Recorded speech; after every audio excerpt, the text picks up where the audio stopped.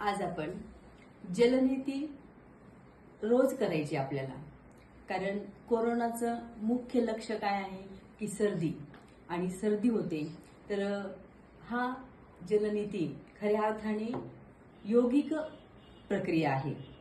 ज्या योगशास्त्रामध्ये शुद्धिक्रिया सांगितलेल्या आहेत त्या शुद्धिक्रियापैकी जलनेती ही एक शुद्धिक्रिया आहे. ही जलनेती किमान 1 महिन्यातून एकदा किंवा 15 दिवसातून एकदा केली तरी सुद्धा सर्दी आपल्याला होत नाही, किंवा जी ॲलर्जिक सर्दी असते तर ही ॲलर्जिक सर्दी सुद्धा त्या ठिकाणी आपल्याला पूर्णपणे बंद करता येते. परंतु सातत्याने आपण जलनेती करणं गरजेचं असतं. ही जलनेती करण्यापूर्वी तर ह्या जलनेतीचे पूर्वकर्म, प्रत्यक्ष कृती आणि पश्चात्कर्म अशा 3 भागामध्ये आपल्याला ही जलनेती करायची आहे. तर रात्री झोपण्यापूर्वी तुम्ही साजूक तूप थोडंसं कोमट करायचं आहे आणि या साजूक तुपाचे 2-2 कोमट तुपाचे 2-2 थेंब डाव्या नाकपुडीमध्ये आणि उजव्या नाकपुडीमध्ये झोपण्यापूर्वी टाकायचे आहे. आणि नंतर दुसऱ्या दिवशी जलनेती करायची. जलनेती करण्यासाठी यामध्ये गरम पाणी आहे, कोमट पाणी, साधारणपणे एका नाकपुडीमध्ये अर्धा लिटर पाणी इतकं आपण टाकणार आहोत. तर ते सामान्यपणे अर्धा लिटर, परंतु जर तुम्हाला अगदीच पहिल्या दिवशी शक्य नसेल तर त्या ठिकाणी तुम्ही इथपर्यंत पाणी घेऊन डाव्या नाकपुडीमध्ये टाकू शकता आणि नंतर डाव्या नाकपुडीतून झाल्यानंतर उजव्या नाकपुडीमधून ते पाणी टाकायचं आहे. मग आता ही प्रत्यक्ष जलनेती कशी करायची आहे तर या पाण्यामध्ये, कोमट पाण्यामध्ये काय केले मी, थोडंसं मीठ टाकलेले या ठिकाणी.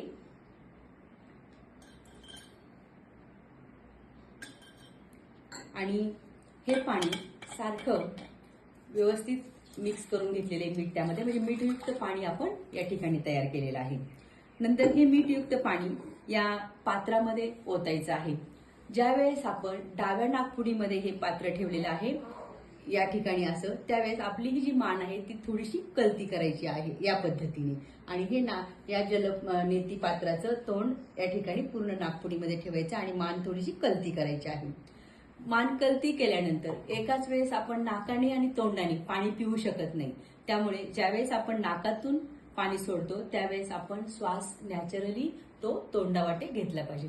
जर आपण तोंडही बंद केलेलं असेल आणि नाकातून पाणी सोडलं असेल तर डायरेक्ट ते दुसऱ्या नाकपुडीतून येण्याऐवजी घशामध्ये जाण्याची शक्यता असते.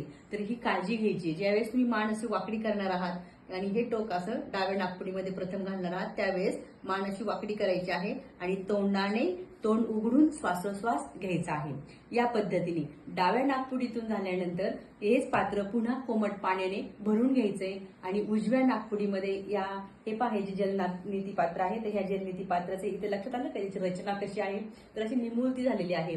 आणि या निमुळती भागापर्यंत हे नेती पात्र आपल्याला या उजव्या नाकपुडीमध्ये पूर्णपणे नाकपुडीत घालायचं आहे आणि मग मान कलती करून त्या ठिकाणी आपल्या डाव्या नाकपुडीतून त्या पाण्याची धार येते. सुरुवातीला ते पाणी थेंब थेंब येईल, पण नंतर सलग पाण्याची धार त्या ठिकाणी पडत असते. जलनेती झाल्यानंतर काही प्रमाणामध्ये पाणी आपल्या नासिका मार्गामध्ये राहू शकतं. त्यासाठी पश्चात्कर्म आपल्याला करायचं आहे. पश्चात्कर्म करताना दोन्ही हात तुम्ही कमरेवर ठेवायचे आहेत आणि प्रथम डाव्या बाजूने पुन्हा उजव्या बाजूकडे, उजव्या बाजूने पुन्हा डाव्या बाजूकडे, डाव्या बाजूने पुन्हा उजव्या बाजूकडे, म्हणजे या अशा पद्धतीने गोलाकार मान आपली फिरवायची आहे. म्हणजे जे पाणी शिल्लक राहिलेले आहे मीठयुक्त पाणी, तर ते मीठयुक्त पाणी पूर्णपणे आपलं खाली पडून जाणार आहे.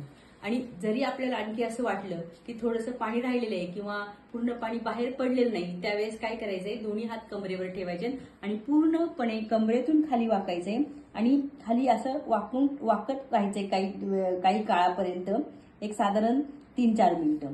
म्हणजे नाकात राहिले